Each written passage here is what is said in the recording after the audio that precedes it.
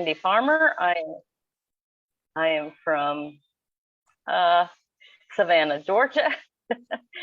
My brain is still dead. And I think it's since 2019 that I've been writing. Yeah. All right. So welcome to session 2. And this is Loving the Global Church. And Lesley is going to join us and lead us through this next 25 minutes. And she is joining us from Edinburgh in Scotland. Enjoy her accent, everyone, please. Yep, I think that's the thing people most notice when they're not from here, that the accent stands out a bit. So yeah, I'm from Scotland. I've pretty much lived in Scotland all of my life, apart from a few years in England, and then came back. And yeah, I'll give you a quick just little introduction to me, and then I'll go into the things for the session. And I'll be sharing a bit about some of what I'm going to say in the introduction in the session as well. But I work for a Christian charity in Scotland that works with children and young people, doing work in schools and camps and events and that kind of thing. I'm also part of a church in my local community, a church that has been going for about 6 years. And it's a church that I guess has tried to do things a bit differently from a more traditional church, and trying to reach out to the community. In my spare time, I love music. I play the clarinet in a band regularly, sometimes in an orchestra from time to time, and I play piano. And I also enjoy reading and writing, obviously. And as I say, I think it's been about 4 years I've been writing for GT. So moving on to the actual session.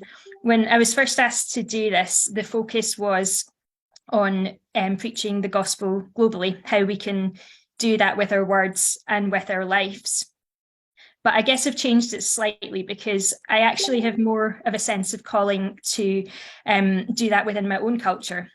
So I'm going to share something about that. Hopefully it will spark some thoughts for you in terms of what you do living and speaking for God in your culture, even though that might be quite different from mine for some of you, but also in ministering to people in other cultures. I think some of what I share will be applicable to that as well. So I'm hoping that you'll pick up something that will be helpful to you in going through this. So I'll start by saying a bit about Scottish culture and what that is like just now. So Scottish culture today is very secular. Traditionally, Scotland was regarded as a Christian country for many years. At one point, it was kind of known as the land of the book, because there were missionaries that took the gospel from Scotland and preached it throughout the world. So people like David Livingstone, Mary Slessor, Eric Liddell, you might have heard of some of those names. And so Scotland was kind of known as a Christian country. And today you can see the sort of remnants of that. There are church buildings everywhere and a rich Christian heritage. But since the 1950s, the church has been in massive decline. Over the last 30 years, church attendance has more than halved.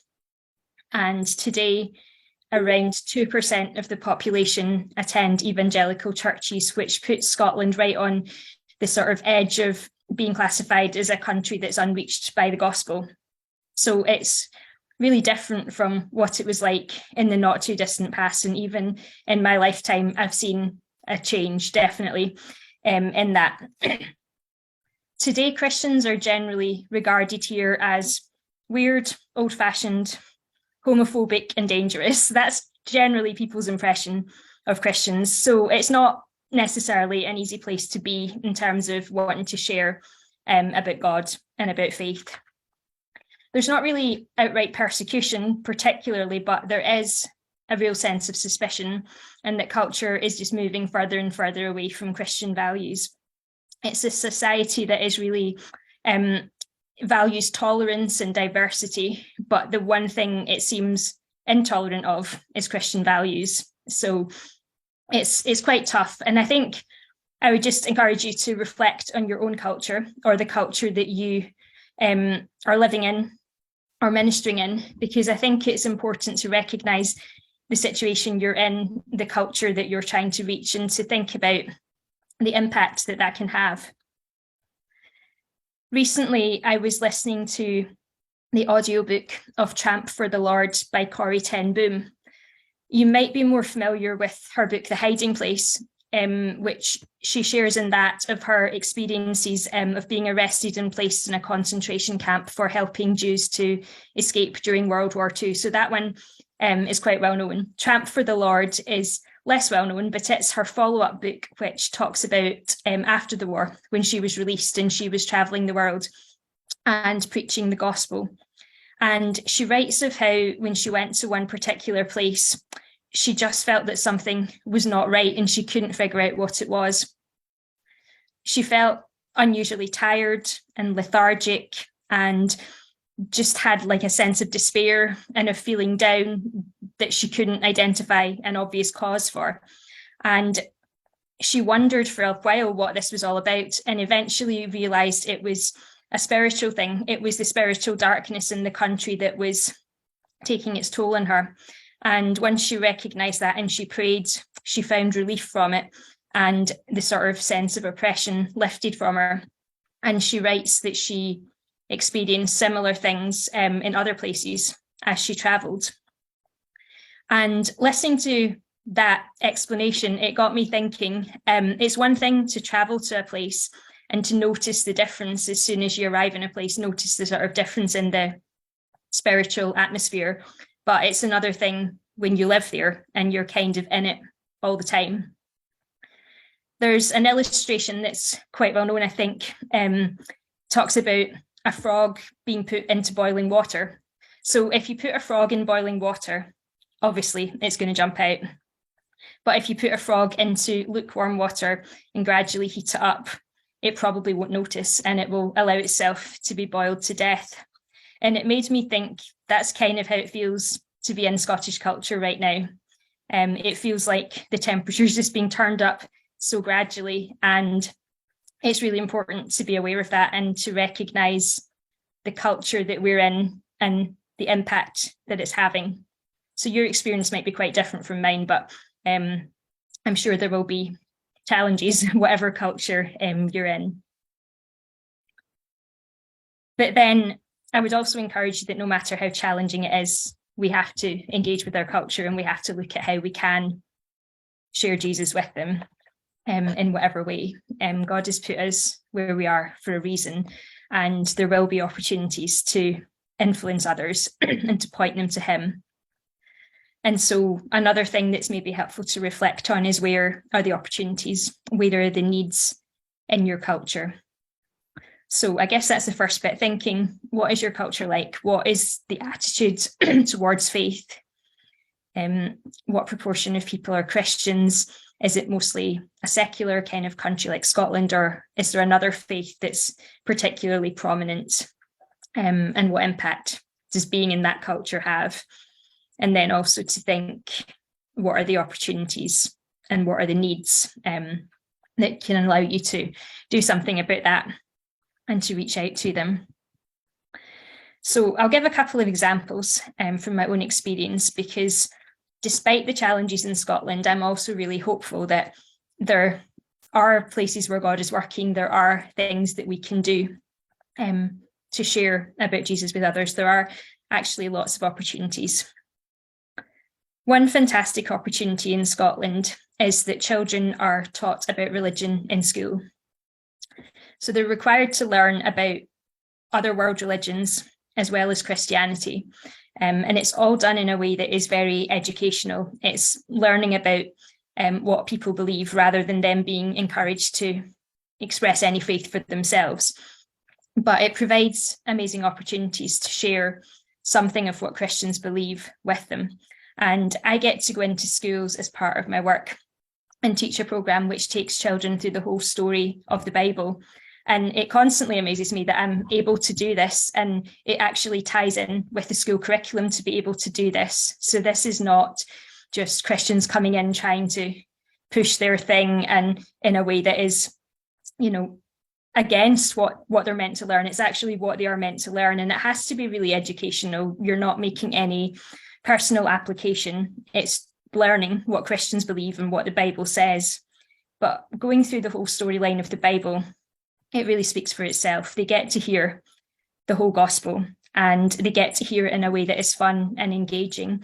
And I think that's where there's a great opportunity for Christians to go in to help teaching that part of the curriculum, because they can hear it from somebody who is excited by it and is passionate about it, rather than by a teacher who doesn't know much about it themselves and is just looking up what they have to teach to the children. So we get to go in and do it in a way that they really enjoy, and often it sparks their interest to find out more, leaves them wanting to know more about it. And in some ways, it's an advantage that they basically know nothing about the Bible to start with, because they just come with a blank slate. And the generation above that would have some knowledge of the Bible, maybe some experience of church, but not necessarily always in a good way. So they might come with preconceptions about God or about the church, but children today largely know nothing. So when they hear it, it's just amazing to hear them, to see the way they respond, hearing it for the first time, and the openness that there is. I think another way to engage with culture is to look at the needs that there are. So as I said, I'm part of a local church in our community that's been going for about 6 years now, and it was deliberately started to attempt to reach out to people in the community that don't have any contact with church at all. And so we've tried to do things a bit differently from a lot of conventional churches. And a lot of what we've done has been trying to engage with the community around their needs and doing what we can to meet those needs. So one thing is, every week we run a community meal, which is free of charge, and it's for anyone in the community to come along. It's been a great way to connect with people, and it fulfills two main needs. There's quite a lot of deprivation in our community. So for some, it is the food. They come and they get a good meal, often get to take food home with them as well for the following day. And so it meets that need of hunger. But for others, it's more the problem of loneliness and isolation. And so the meal gives them a chance to connect with others and to build up friendships. And it's been great to see how that has happened over the years, the connections and friendships that have been built up. At the meal itself, there's no Christian content apart from a prayer at the start, but there have been lots of conversations around the tables, and lots of people being drawn into other things that our church does. And last month, it was amazing to see a woman that first connected with us through the community meal getting baptised. So really encouraging to see the impact it can have over time. As well as sharing my own examples, I think it's also helpful to look at Jesus and how he engaged with those around him. And I think what I shared about needs is a key thing for him as well. Time and time again, we see people coming to Jesus with a need. Often it's for physical healing. And we see that he meets their needs. He doesn't turn people away when they come to him with these needs, but he also meets their deeper needs. Thinking, for example, of the woman who touched Jesus' robe in the midst of the crowd. She came seeking physical healing from the bleeding that had plagued her for 12 years, but she also received emotional healing, where she'd felt unclean and unacceptable. Jesus honoured her before the crowd and praised her for her faith. Or there's the paralysed man who was lowered down through the roof, and he came to Jesus wanting to be able to walk, and Jesus helped him to do that, but also met his deeper need for forgiveness. And I guess that story of the woman from my church reminds me of that she came looking for community and companionship, and she got those needs met, but she's also discovered forgiveness and new life in Jesus and had a deeper need met, one that she was possibly not even aware of before. As I think a bit more about Jesus' example, there are three things that stand out to me. The first one is compassion, that he genuinely cared for the people that he saw. In Matthew 9, verse 36, it says, when he saw the crowds, he felt compassion for them because they were distressed and dejected like sheep without a shepherd. And there are so many other examples of Jesus feeling compassion, especially when he saw people that were struggling or suffering. He never looked down on people and saw them just as numbers. He cared for them individually. He cared genuinely. And I think if we approach our communities or the cultures that we're hoping to reach with that same attitude, that will have a huge impact on them. The second thing is the way Jesus related to different people and met them where they were. We read about him responding differently in different situations. When he is with the Jewish believers, you often read about him in the synagogue, reading the Old Testament and relating the prophecies that are in there to him, saying that he fulfills them. Then we see him using all kinds of everyday examples in his parables. He teaches truths about the kingdom of heaven using things that people will relate to, illustrations about farming and sheep and fishing, which may not be relatable particularly to a lot of us in our culture today, but to the people who were listening to Jesus, that made sense to them, and he met them where they were at. And Jesus always seemed to come to the people where they were, and often these encounters came in the form of interruptions as he went about his day, but he was always open to take the opportunities and to spend time with the people that came across his path. And then the third thing that I found really striking about Jesus engaging with culture is that he was often radically countercultural, but in the best possible way. He lived in his culture and he related to his culture, but his culture wasn't his guide. He healed on the Sabbath, he touched lepers, he ate with tax collectors and sinners, he welcomed children, he valued women and allowed them to listen to his teachings. He showed a care and acceptance for others that often astonished, confused, or even angered those who were looking on, because it just wasn't how you were meant to behave in that particular culture. But Jesus did. Although he lived as a man in a particular culture, his first allegiance was to God the Father. And I guess rather than fitting in with the culture round about him, it was like he was bringing a taste of heaven's culture to earth, a culture where everyone is valued and accepted. A culture guided by care and compassion that goes beyond anything people would have expected. And by his love and his attitude, he was showing people that there was a better way.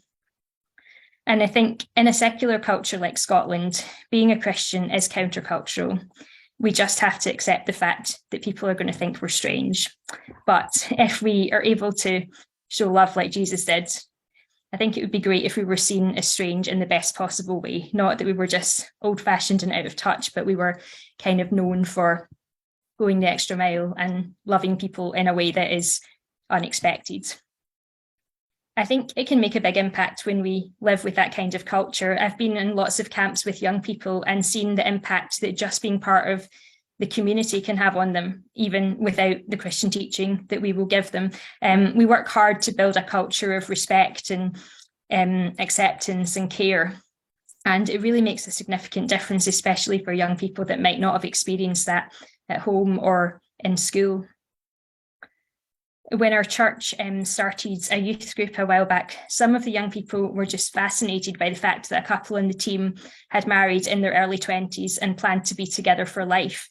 It just seemed weird to the young people. They were thinking that's not what happens here. That's just not how people live. But it opened up really good conversations with the young people about why that couple had made that choice and gave the opportunity to talk about faith. So I think just the things that we do make a big difference. But following God rather than culture also meant Jesus wasn't afraid to challenge.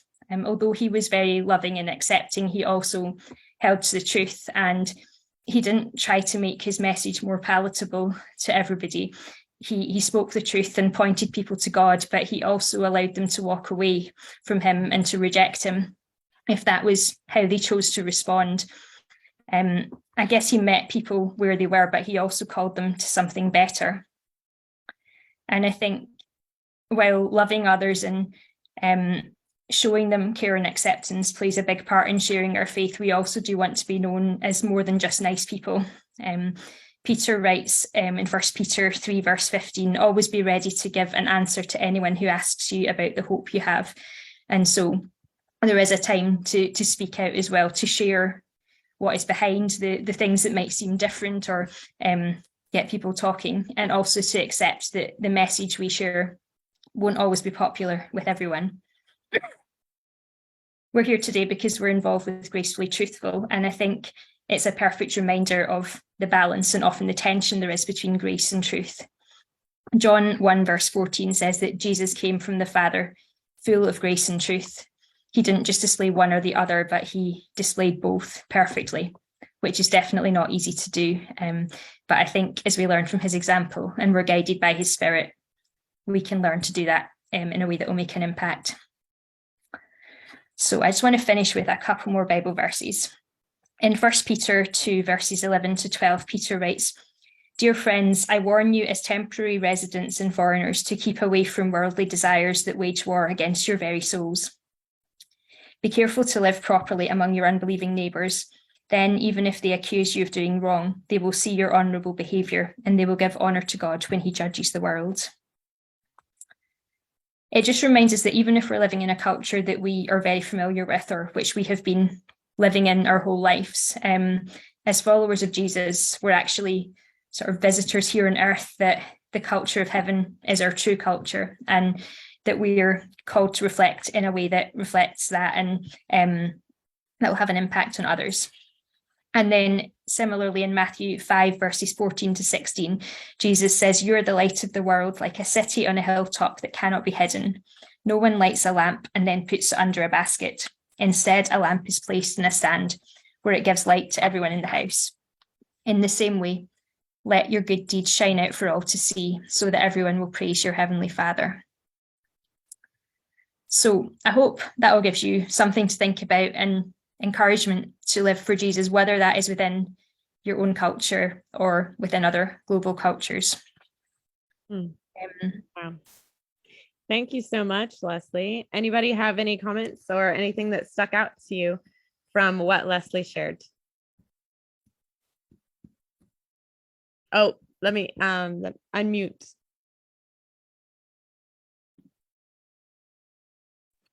Okay. The life of Zoom.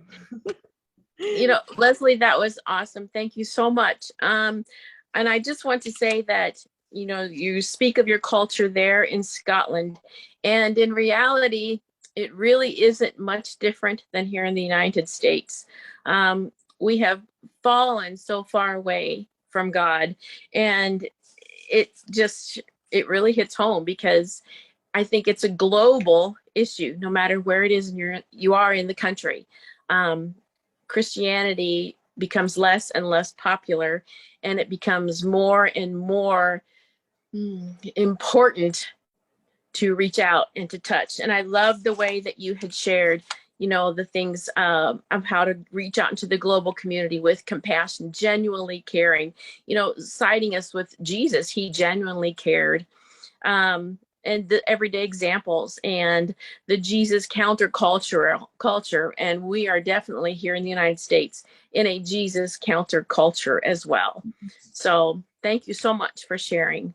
Thank you. Thank you.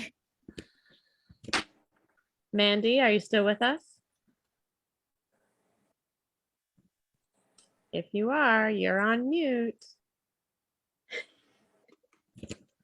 Well, I really loved what you said and how you said it about Jesus bringing a taste of heaven's culture to his human culture. And just the wording of that is so rich, and that he calls us into living out that culture as aliens here. And the phrasing of that was really beautiful. Thank you for sharing that. Thank you. Mandy, did you have any thoughts from what Lesley had shared? I know you went back to mute, so sorry about that.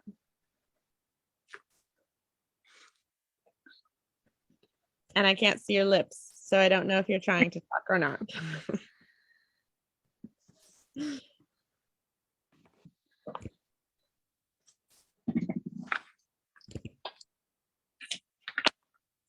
Oh, okay, there you are. Did you have some thoughts from Lesley's share? Hey, Hey.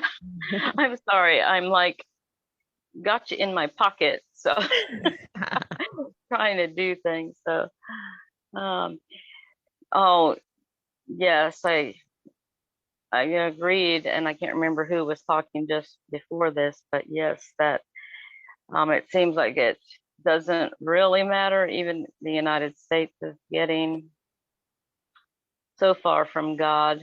And so the cancel culture is just, you Mhm. know, very sad. um, it takes a lot of strength. We have to be really steeped in the word to even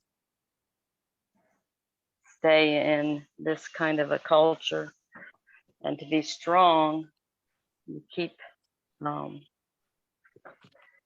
the, keep preaching the word. Yeah, you know. I'm encouraged by and Mandy had just I'd read a Digging Deeper yesterday that Mandy had wrote about the Matthew 5 verses that you cited, Yeah. Lesley. And it's so applicable, whatever that word is, applicable because and especially paired with your verses from 2 Peter 2, that what waging war against the evil desires and also living well with our unbelieving neighbor, that it is the both, and it is the tension of grace and truth, and being the salt and light, and just good strong encouragement to engage the culture. Our culture's, every culture, every generation believes that theirs is the worst, and Yeah, believe but ours it's to be the not. most worst. I mean, it went down through the ages. I mean, if you look at, even you were speaking about Hezekiah, and his father was a very evil man. Um, and uh,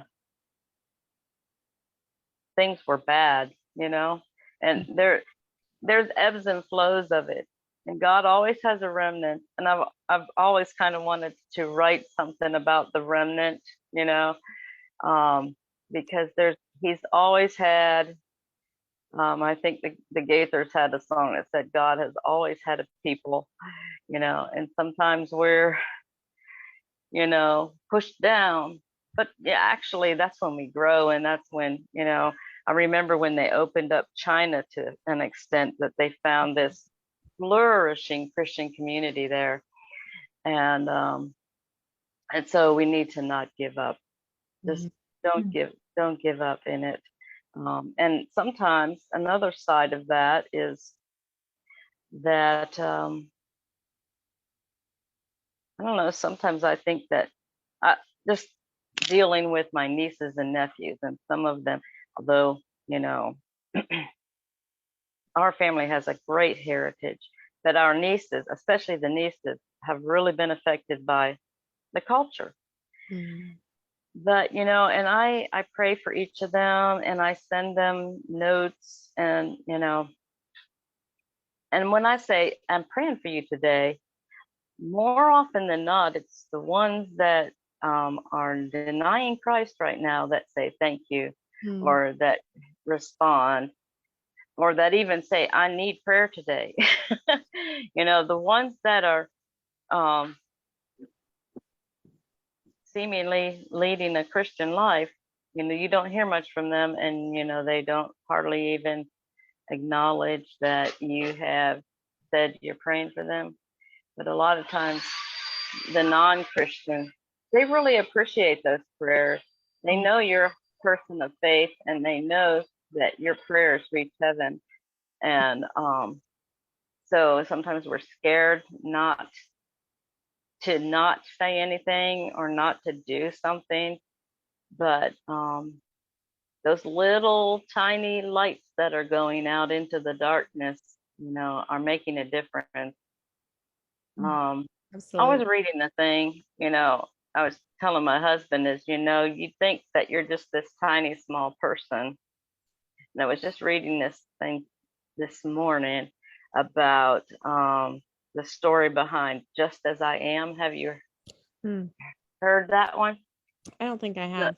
the woman that wrote the poem, she was she had chronic pain and was really disabled most of her life, and she was distressed because she felt like she could not help with something the church was doing, and then, you know, an evangelist told her that all you need to give God is yourself, and she realized that was true. So she gave her life to the Lord, and she wrote "Just as I Am," and then this story that I read, it went on to say how it affected different people. C.S. Lewis was brought to the Lord from that song, and Billy Graham went to responded to Christianity